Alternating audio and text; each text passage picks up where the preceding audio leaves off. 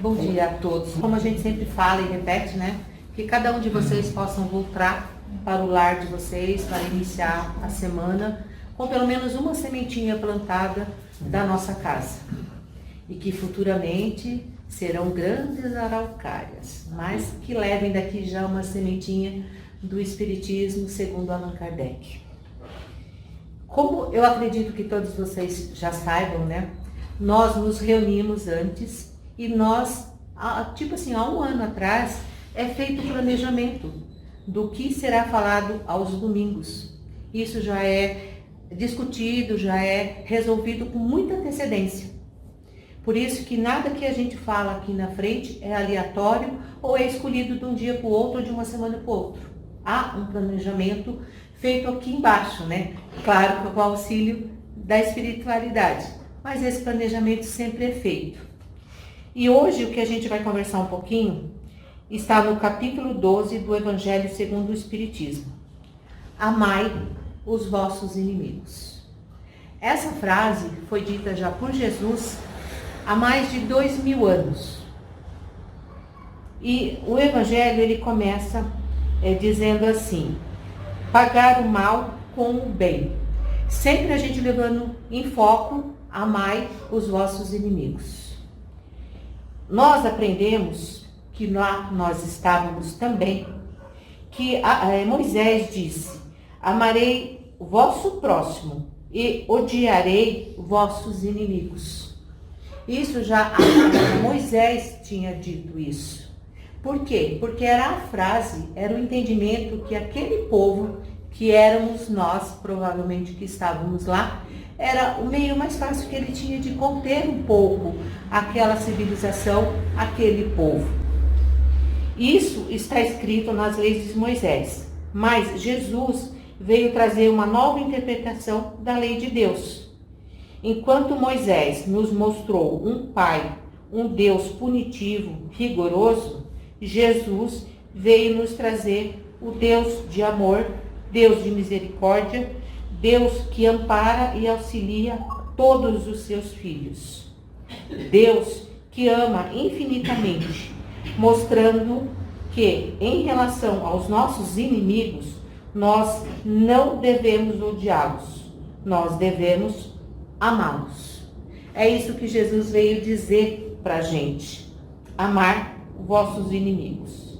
Mas o que significa isso para nós nos dias de hoje? Sabendo que foi palavras de Jesus nos deixado há mais de 2000 anos atrás. Mas nós hoje, como que a gente consegue lidar com esse conceito, né? Como que a gente consegue transformar essas palavras dentro do nosso coração verdadeiramente? Colocar em prática o que foi nos deixado. Será possível eu amar o inimigo da mesma forma que eu amo o meu amigo? Isso nos dias de hoje. Amigo, pessoa que eu confio, alguém que é o meu familiar, alguém que vibra nas mesmas sintonias, na mesma sintonia que eu. Será que o amor que Jesus se refere é o mesmo amor que eu vou destinar a uma pessoa que eu gosto, que é o meu familiar? O que será mesmo que Jesus quis dizer então? Amai vossos inimigos. E ele disse também: fazei o bem àqueles que vos odeiam, mostrando então que por mais que haja pessoas que me odeiam e que me queiram mal, eu devo retribuir esse mal com o bem. É o que ele, Jesus, chama de dar a outra face. Quando a gente também lá atrás interpretava essa frase, a gente entendia assim: se eu levo um tapa do lado direito, eu dou o lado esquerdo para a pessoa me dar outro tapa. E na verdade, quando Jesus disse, né, dai a outra face, ele está dizendo: haja diferente, seja diferente. Se ele te maltratou, você traz o bem. Se ele te ignorou, você prestigia a presença dele. É isso que Jesus quis dizer para a gente com dai a outra face. Mas vem a pergunta, né? Como é que eu vou retribuir o mal com o bem? Nos nossos dias de hoje, devido à nossa pequenez imensa, né? Como é que a gente vai 100% sempre está retribuindo o mal com o bem. Dá a impressão, devido à nossa imperfeição, devido à nossa pequenez, nos deixa uma impressão assim, puxa vida, a pessoa só me faz o mal, a pessoa só me deseja o mal. Se eu começar a tratar essa pessoa bem, se eu começar a devolver a ela só coisas boas, devido à nossa imperfeição, dá a impressão que a gente está falando assim, ó, continue me maltratando que eu estou gostando. Continue me desejando mal, que é isso que eu quero ouvir de você. Por quê? Porque eu acho que eu mereço o teu desprezo, eu acho que eu mereço mesmo que você me trate mal, mas eu vou sempre estar te tratando bem. Isso é devido à nossa pequenez. Mas Jesus está dizendo ao contrário, é dai a outra face. É mostre a ele, não que você seja superior, mas que você já tenha um pouquinho mais de entendimento. Não devemos julgar o entendimento do outro, não devemos julgar a que ponto o outro está espiritualmente, como que eu posso dizer que fugiu a palavra, que ele possa ter maturidade espiritual. Não podemos exigir do outro, mas se eu sei em que grau que eu estou e se eu já tenho esse entendimento, segundo Jesus, por que não praticá-lo? Será que essa interpretação está adequada? Tipo assim, a pessoa me faz mal, eu retribuo o bem e eu estou achando que eu estou fortalecendo ele a fazer cada vez mais o mal? Jesus nos diz, orai por aqueles que vos perseguem e vos caluniam. Não basta amar, não basta fazer o bem.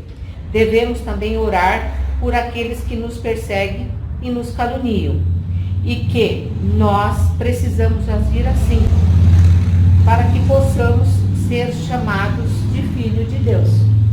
Então, Jesus vem e nos diz, né, que não basta a gente praticar o bem, não basta a gente fazer o bem, temos que, além disso, orar por eles. E quando ele diz aqui, né, que só a gente agindo dessa forma que seremos todos filhos de Deus, é porque sabemos que somos todos irmãos, todos filhos de um mesmo Pai. Se nós somos irmãos, nós não podemos desejar o mal ao nosso irmão. Permitir que ele nos deseje o mal não depende da gente, é escolha dele. É escolha dele. Agora, se ele faz o mal para mim, eu vou e faço o mal para ele também, que diferença tem? Nenhuma. E o que eu posso mudar se eu tenho a mesma atitude? Não muda em nada. Muito pelo contrário, né? A gente fortalece cada vez mais. Por que será que Jesus nos coloca essas condições para que possamos ser verdadeiramente filhos de Deus? Então, por que será que Jesus impõe tudo isso, né? Que é tão pouquinho, mas devido ainda à nossa imperfeição, né? Amar os nossos inimigos, perdoá-los e ainda ter que rezar por eles, né? Jesus está nos falando, está nos mostrando a verdadeira lei de Deus, que faz com que todos nós possamos crescer, progredir, para que um dia possamos ser perfeitos. Nós temos direito a essa reencarnação, viemos todos imperfeitos, com a possibilidade, com a oportunidade de evoluir. Esse tema de hoje está dizendo para a gente evoluir em relação ao nosso inimigo. E às vezes ainda, o nosso inimigo está somente na cabeça da gente. Às vezes nem ele se sente tão inimigo da gente, como a gente assim projeta nele. Assim como a gente projeta no nosso amigo toda a perfeição, a gente projeta no nosso inimigo toda a imperfeição. E às vezes a gente se surpreende. A gente projeta no outro o que a gente sente. E não significa que o outro é ou vai retribuir com o que eu projetei nele. É nesse sentido também, para a gente se policiar, para a gente saber, ou se a gente está criando uma expectativa, sou eu que estou vendo a pessoa daquele jeito, não significa que a pessoa seja. Temos que aprender a amar, e o amor não é restrito. O amor real, verdadeiro e pleno, ele é para todas as pessoas. Ele não escolhe a quem amar. Jesus não escolhe a quem amar. Deus também não escolhe. mas nós escolhemos. Jesus, quando aqui esteve, passou por tudo que já sabemos ou imaginamos saber, e mesmo assim, ele, Jesus, amou a todos. Amor ou amar é renúncia. Quando nós muitas vezes renunciamos os nossos próprios interesses pelo bem do outro, pelo amor do outro, pela felicidade do outro, isso é amor real. Quando também nós praticamos algumas renúncias por nós que nós havíamos escolhido. Se eu amar somente aqueles que me fazem o bem, que diferença eu tenho em relação aos inimigos? Se eu escolho amar só aqueles que me fazem bem, qual a opinião dos nossos inimigos? Eles vão amar só quem faz bem para eles também. Qual é a diferença nossa? Nós acabamos nos igualando mais uma vez com eles. Se eu escolho amar só quem me faz o bem, os nossos inimigos também não vão nos amar, porque ele também tem as preferências deles. Nós amamos os nossos familiares, aqueles que gostamos. É necessário haver um esforço da minha parte, mudança de postura, transformação para que haja um progresso. Eu tenho que praticar o que eu sei. E muitas vezes o que eu sei são só palavras. Não são atos nem são atitudes. Eu falo bem, mas eu pratico mal. Eu não ponho em prática o que realmente eu sei ou o que eu deveria fazer. Por quê? Porque eu ainda sou imperfeita. Eu ainda estou passando por provas e expiações. Mas só de eu saber que eu posso e que eu devo me esforçar, já é um degrau. Já é uma consciência. Já é a lei de Deus que já está dentro do meu coração, que já está dentro da minha consciência. Como que eu consigo? Me esforçando. Quando que eu me esforço? Quando eu entendo que eu estou aqui para progredir. Que a minha reencarnação foi uma dádiva de Deus. Foi uma oportunidade para que eu possa conhecer e praticar. Para conhecer e praticar, o que existe no meio é o esforço. É a vontade. É o querer verdadeiramente. Nada vem de forma gratuita, sem esforço e sem trabalho. O amor que eu desejo ter, a evolução que eu desejo adquirir um dia, eu tenho que querer verdadeiramente. Esforço, trabalho e transformação. O que significa então esse amar o inimigo que Jesus pede para nós? Parece tão difícil, né? Poxa vida, mas como que Jesus vem pedir isso pra gente, né? Que eu tenho que amar o meu inimigo. Mas Jesus, mesmo há 2000 anos atrás, ele já sabia que nessa reencarnação nossa, nós ainda viríamos imperfeito. Então Jesus nos deu essa condição. Um dia, se você quiser ser chamado como filho de Deus, você vai ter que evoluir. Quantas reencarnações vão precisar? Quantas for necessária. Desde que você vai sabendo e vai praticando. Mas Jesus também, como um bom irmão nosso, sabia das nossas imperfeições. Então ele quis dizer assim para a gente: amar o inimigo é uma das maiores vitórias alcançadas sobre o egoísmo e o orgulho. Quando eu consigo já pensar no meu inimigo, pensar na possibilidade dele se tornar meu amigo, eu já estou praticando o egoísmo e o orgulho que ainda está dentro de mim. E o meu inimigo, ele não precisa ser meu amigo. Ele basta ser meu amigo. Ele basta não ser meu inimigo. Se eu tiver para ele a posição que ele não é meu inimigo, eu já estou evoluindo. Porque se ele me vê como inimigo e eu vejo ele como inimigo também, 0 a 0. Mas se ele me vê como inimigo e eu já estou praticando, que eu não estou vendo ele dessa forma, eu já estou melhorando. Eu já estou transformando, já estou favorecendo para que o progresso exista, para que o progresso aconteça. A humanidade equivoca-se sobre o sentido amor pelo inimigo. Jesus não quis dizer que se deve ter pelo inimigo a ternura que se temos para com um irmão ou um amigo, porque ternura supõe confiança. Ora, se puder ter confiança naquele que sabemos que nos quer o mal, como que isso é possível, né? A gente também, a pessoa demonstrou tanta coisa errada no nosso sentido, eu não posso ter por ele a mesma ternura 100% pelaquela pessoa que eu confio. Jesus entendeu isso na nossa pequenez. Não se pode ter como ele transportes de amizade, porque se sabe que ele pode abusar disso, porque eu conheço até onde vai o meu inimigo. Entre pessoas que desconfiam uma das outras, não poderá haver laços de simpatia que existem entre aqueles que estão em comunhão de pensamentos. Não se pode, enfim, ter o mesmo prazer ao se encontrar com o inimigo do que com um amigo. Nesse pedaço, então, Jesus já sabia que a gente ia vir com essas imperfeições, que nós teríamos muito essa dificuldade de a gente olhar para o inimigo, saber que a gente tem que transformar isso em amor, mas ele não exigiu que a gente colocasse eles no mesmo patamar. Jesus não escolheu, não disse pra gente, olha, o mesmo pedacinho do teu coração pro teu amigo é o mesmo pedacinho pro teu inimigo.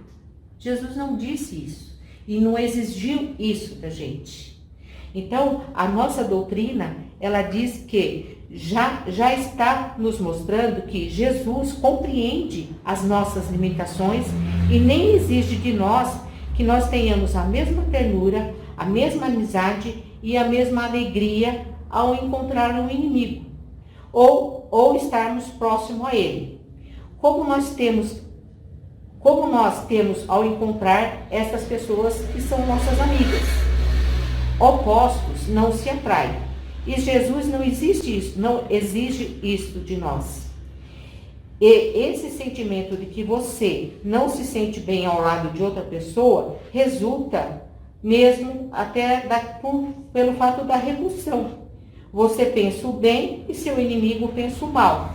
Logo, os opostos se repelem. Isso já faz parte da física, né? Como é que eu posso exigir a mesma sintonia se eu não estou na sintonia dele? Jesus também sabia disso. Jesus também não exigiu isso da gente.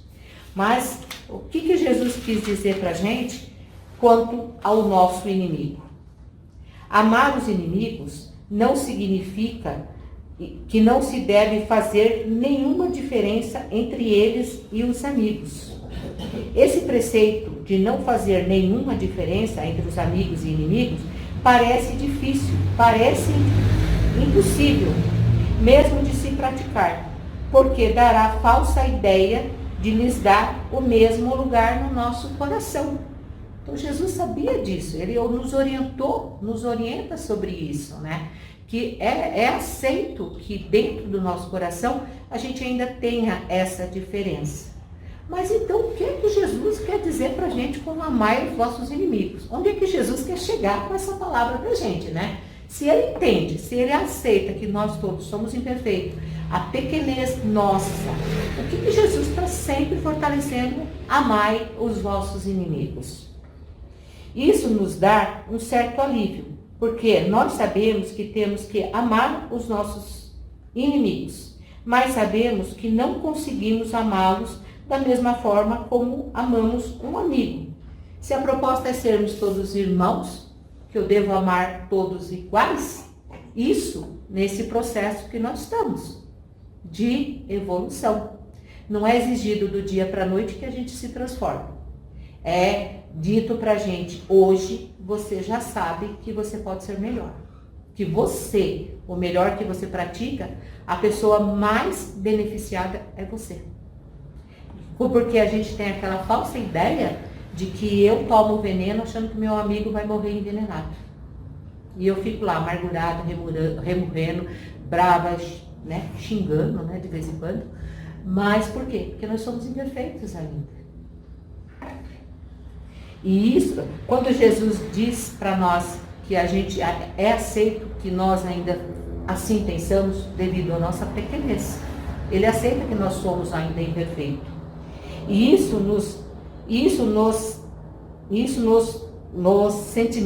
nós nos sentimos penalizados, culpados, porque, nossa, meu Deus, que eu estou ferindo a lei de Deus. Porque se eu tenho que amar o inimigo e eu ainda não consigo 100%, a gente fica com essa ideia, né? Eu continuo errada. E Jesus diz pra gente que não. Não é que você continua no caminho errado. Você hoje está ciente que você pode se melhorar. Que é dado essa oportunidade a você. Mas não é bem assim. Não é porque usamos a palavra amar como sentimento. A minha razão mostra que há diferença sim, de sentimentos de amor para com o amigo e para com o inimigo. Mas, na visão de Jesus, o que é que Jesus quer nos dizer com amar o seu inimigo? É não ter contra eles nem ódio, nem rancor, nem desejo de vingança. Esse é o primeiro passo. Ele é seu inimigo? Você considera ele seu inimigo? Então você, como quer progredir, você como quer evoluir, você já não pode mais ou tem que lutar para não ter ódio, nem rancor, nem desejo de vingança. Será que em relação àquele que me maltratou, que não me quer bem, eu tenho no fundo do meu ser sentimentos de ódio? É difícil, né, gente? Porque a pessoa às vezes faz tanta coisa que a gente julga que é tão errado, né? Como é que a gente ainda não vai ter esses sentimentos, né? Talvez eu diga, ódio eu não tenho. Mas será que eu tenho rancor? Será que eu tenho mágoa? Quando eu vou fazer aqui, né, vamos ver na minha consciência aqui como é que eu vejo o meu inimigo. Eu vejo ele com ódio, eu vejo ele com rancor, eu vejo ele com ódio, eu vejo ele com vingança. Porque nós temos que nos conhecer. Nós temos que saber o que é que está prevalecendo no meu coração quando eu penso no meu inimigo. Será que todas as vezes que eu lembro daquela pessoa, eu me sinto mal e está no meu coração um sentimento de mágoa? Em caso positivo, ainda não estou conseguindo amar aquele inimigo. Caso, quando a gente pensar nele, um desses 3 sentimentos vier ao nosso coração, é que a gente ainda não está conseguindo amar. E o desejo de vingança. Será que no fundo do meu coração eu estou desejando mal para aquela pessoa? Eu chego à conclusão que eu não chego a odiar ela não, né? Eu chego à conclusão de que eu não tenho nenhum rancor. Tá, mas será que escondidinho lá não tem aquela vontade de vingança? Né? Será que eu ainda não estou desejando que a pessoa se dê mal, que a pessoa não progrida, que a pessoa continue sendo o mal que vive dentro dela? Talvez eu não faça nada, não mexa um dedo para prejudicá-lo, mas se eventualmente alguma coisa acontece com ele e sinto uma alegria no meu íntimo, será que eu sou essa pessoa? Eu não vou fazer nada para prejudicar ele, mas eu vou ficar lá, sentadinha, só aguardando. Só aguardando. Na primeira vez que ele vacilar, ou que eu souber que deu alguma coisa errada para ele, eu vou falar isso mesmo. Gostei. Eu não fiz nada, eu não participei, né? Eu não participei materialmente falando. Mas e os meus sentimentos? E as minhas vibrações? E aqueles pensamentos que eu emano para ele? E aquela expectativa que eu fico no meu coração só aguardando para ver a desgraceira que vai acontecer com o outro? Isso é vingança. Isso eu tenho dentro de mim. Ou seja, se eu penso ou se eu digo, tipo assim, né? Sabia, você merece o que está acontecendo por você. Também pelo mal que você me fez. Então eu não precisei fazer nada, né? Então você se prejudicou sozinho. Engano nosso. A gente pode não ter feito, novamente eu digo, né? Mas participamos. Conseguimos criar dentro da gente um pouquinho mais de raiz na vingança. O sentimento de vingança não está presente apenas quando eu faço ou eu participo, e sim quando isso me traz alegria. Eu não preciso fazer, eu não preciso praticar, Mas se isso me traz uma certa alegria, eu estou praticando a vingança sim. Mostra que eu ainda não consigo amar meu inimigo. Então Jesus mais uma vez nos diz, é perdoar-lhes sem segunda intenção, incondicionalmente, o mal que nos fazem. É a gente tentar se esforçar, trabalhar isso dentro da gente sempre. Para eu não tenho ódio, não tenho rancor. Aí então sobrou a vingança. Então vamos trabalhar essa vingança também. É perdoar com oração, dar uma segunda chance. É libertar o meu coração daquela mágoa. Quando Jesus pede para a gente perdoar e para a gente orar, na verdade a gente se engana achando que a gente está fazendo isso por o outro. Na verdade a gente está fazendo isso para a gente mesmo. Que quanto mais eu intensificar, quanto mais eu fazer, eu vou absorvendo isso para mim. É uma melhora minha, é uma libertação minha, quando eu não conseguir mais ver o outro com tanto rancor, com tanto ódio, com tanta mágoa. Eu estou me libertando desses sentimentos. Porque quando o outro se aproxima e eu sinto esse ódio, eu sinto isso, não é o outro. A gente sempre acha mais fácil achar que é a presença do outro que me causou isso, quando na verdade isso existe dentro de mim. Só foi um gatilho. Só foi um gatilho. Só foi um gatilho para eu deixar despertar o que ainda existe dentro de mim. Não é a presença do outro. E a gente, por conformidade ou por achar mais fácil, a gente, puxa, a vida estava tão bem, chegou fulano, olha que ódio que eu estou sentindo, olha que raiva, olha que coisa ruim, não sei o quê. Não está no outro. Esse ódio, essa coisa ruim, esses sentimentos que floram dentro de mim. Dentro de mim. Porque às vezes o outro chegou e nem te viu. Ele nem te cumprimentou. E nem viu que você estava lá. Mas aquela sementinha do ódio, nananana, que está dentro de mim, ela flora. Porque eu ainda não consegui trabalhar isso verdadeiramente dentro de mim. E não, olha mais uma coisa que Jesus coloca pra gente. Não opor nenhum obstáculo à reconciliação. Quando a gente fala em obstáculo, mais uma vez a gente pensa em matéria. Né? Mais uma vez, obstáculo, matéria. Né? Se ele vai num lugar, eu não vou. Se ele vai numa reunião, eu não vou. Se eu sei que aquelas pessoas que não me fazem bem, não quero participar disso. Né? Então a gente começa a criar esses obstáculos.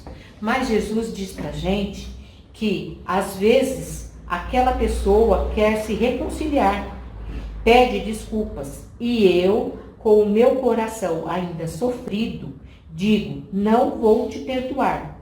Ou pior ainda, te perdoo, mas não quero mais nenhum contato com você.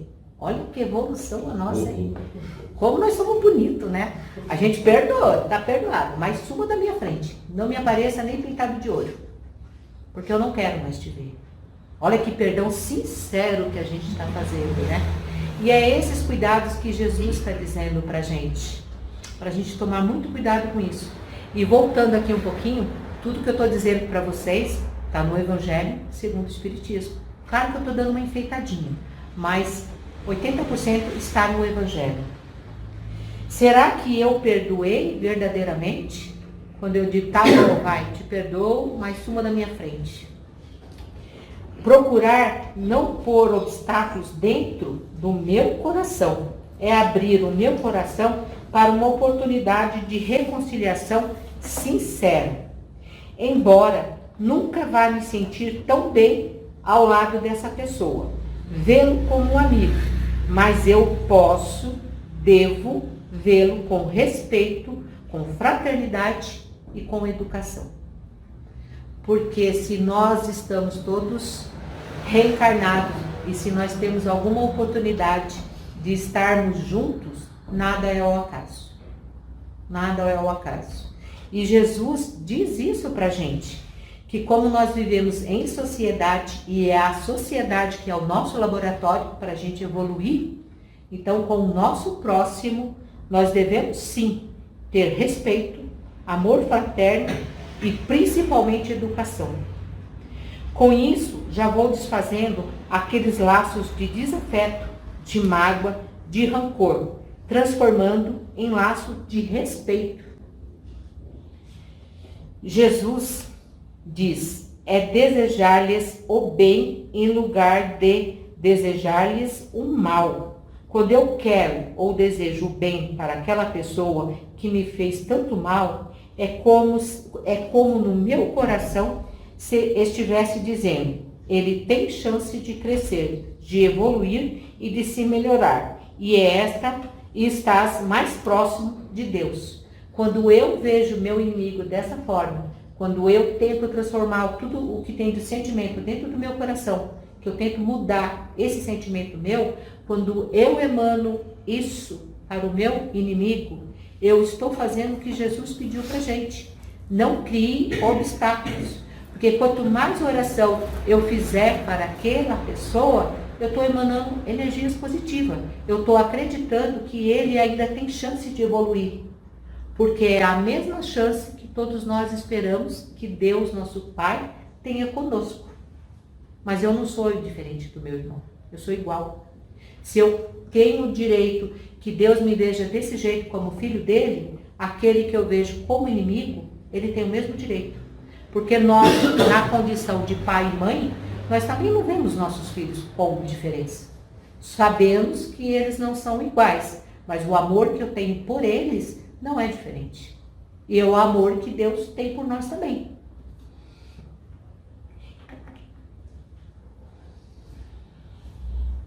Quem é feliz não pensa e nem deseja infelicidade do outro. Além de amar, eu preciso lhe desejar o bem, pois o bem dele reflete na humanidade. E ainda, se seu inimigo precisar de um amparo, de uma ajuda, e você puder assim fazer, assim o faça. Deixe de lado o egoísmo, deixe de lado o orgulho, mas deseje sempre para ele o melhor que você puder, o melhor que tiver ao seu alcance. Perdoar sem humilhar. Porque às vezes a gente fala, eu te perdoo, mas vem cá, tem uma conversinha que a gente ainda precisa ter. Eu só vou te perdoar depois que eu te falar tudo que está aqui, ó. Olha como somos egoístas, como somos orgulhosos, né? Então Jesus diz pra gente que a gente tem que perdoar sim, e sem humilhar.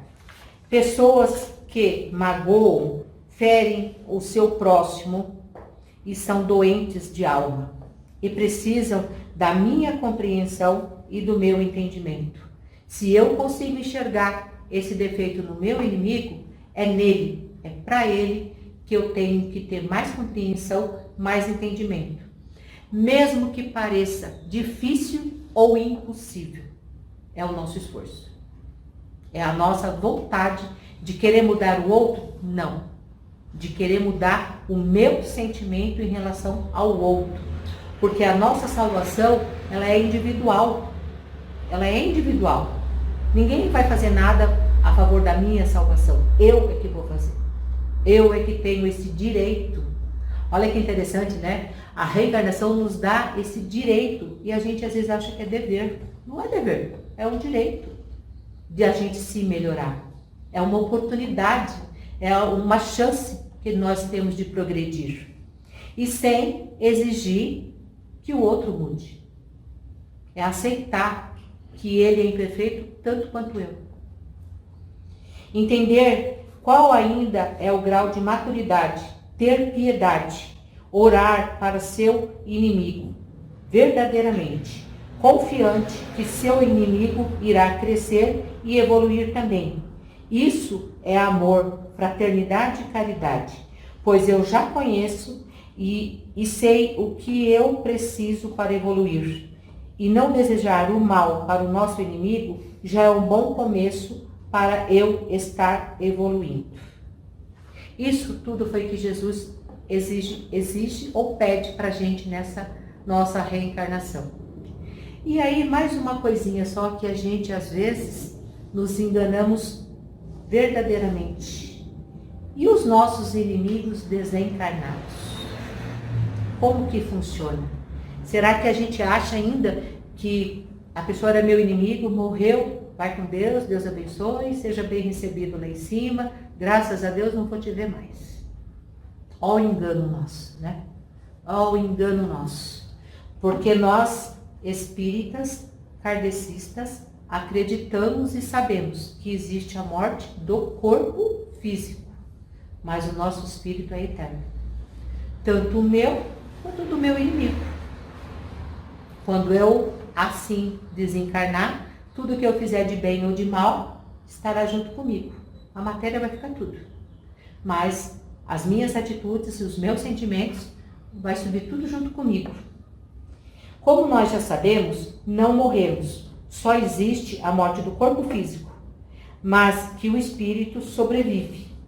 E os laços de inimizade, eles continuam no plano espiritual. É engano nosso pensar ou achar que a morte nos livre de alguém que nós não gostamos, que nos livra de um inimigo. O espírito, ele é eterno, e quem sai do plano material com ódio no coração, muitas vezes leva esse ódio para o plano espiritual também. Alguns, quando chegam no plano espiritual, percebem o quão é a sua pequenez e despertam. Alguns. Em relação ao ódio sentido aqui no plano material. Mas isso não acontece com todos. E seguem, aqueles que conseguem entender a sua pequenez, em relação ao ódio que ele teve aqui, ele já está evoluindo também. E seguem buscando se melhorar no plano espiritual. Mas, quando acontece o desencarne desses espíritos que pouco aproveitou ou soube evoluir, continua mais imperfeito.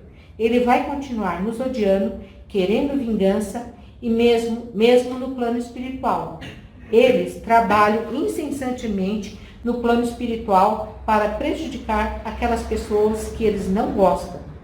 E é o que conhecemos como processos de obsessão, possessão, muitas vezes causadas por espíritos desencarnados que não nos querem o bem.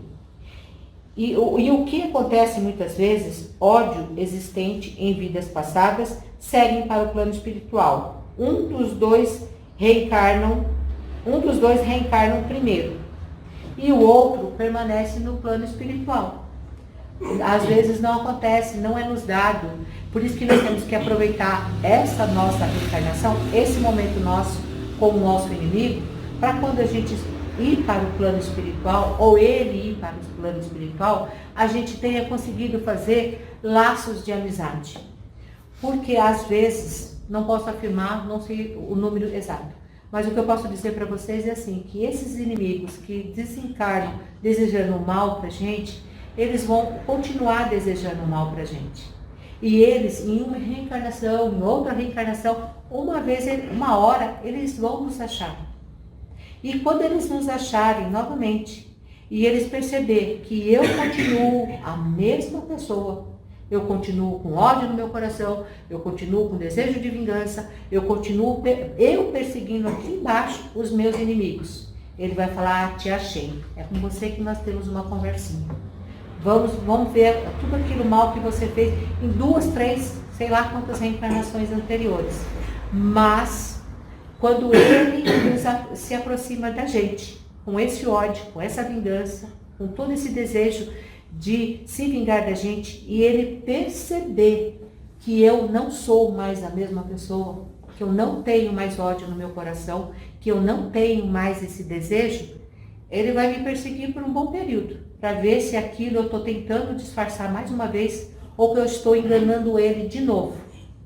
Ele vai se aproximar de mim mais umas vezes. Aí a hora que ele tiver certeza absoluta que eu já sou outra pessoa, que eu já estou num grau de evolução superior ao dele, ele vai ter mais precaução. Ele vai pensar mais 2 ou 3 vezes se ele vai continuar com aquele ódio que ele tem comigo, ou se ele vai ter oportunidade de se vingar realmente. Porque ele não vai ter mais a mesma sintonia comigo. Ele vai me deixar, mas a gente já não vai estar mais na mesma sintonia. Então, eu me melhorando, eu vou dar oportunidade para ele também saber ou reconhecer que existe o lado bom. que se eu fui capaz de me melhorar, ele também tem essa oportunidade. E aí cabe a ele o livre-arbítrio. Se ele vai nos perdoar ou não, nos alcançar, ele talvez já não nos alcance mais como ele desejaria. Ele já não vai alcançar mais porque eu melhorei. E às vezes eu melhorando, eu estou dando oportunidade para ele conhecer o lado melhor, o lado que é possível para todos. Porque se eu era igual a ele, ele era meu inimigo, eu era inimiga dele, 0-0. Mas se ele percebe que eu já evoluí, que eu já estou em outra sintonia, ele pode ser que desperte nele a bondade, o amor e a vontade de se melhorar também. Que talvez ele consiga ver, puxa, mas pensando desse jeito ou agindo desse jeito, a pessoa está mais feliz. A pessoa não consigo nem mais chegar perto dela porque a nossa sintonia já está diferente. E isso também é uma oportunidade que a espiritualidade, que os amigos do bem dão a ele também, de nos reencontrar e perceber o quanto nós já nos melhoramos. Precisamos, então, desde hoje, colocar isso em prática. Amar o nosso inimigo. Ele pode ser meu inimigo, mas eu não sou sua inimiga. Pois te respeito, não guardo mágoa, não te desejo mal e não tenho nenhum sentimento de vingança. Eu me liberto de todos esses sentimentos. É isso que Jesus quis dizer para nós: amai os nossos inimigos. Respeitar, não desejar o ódio, não desejar a vingança, perdoar e sempre rezar por eles. Sempre rezar por eles e cada dia mais nos melhorando, nos conhecendo, falando menos e praticando mais. Que assim seja.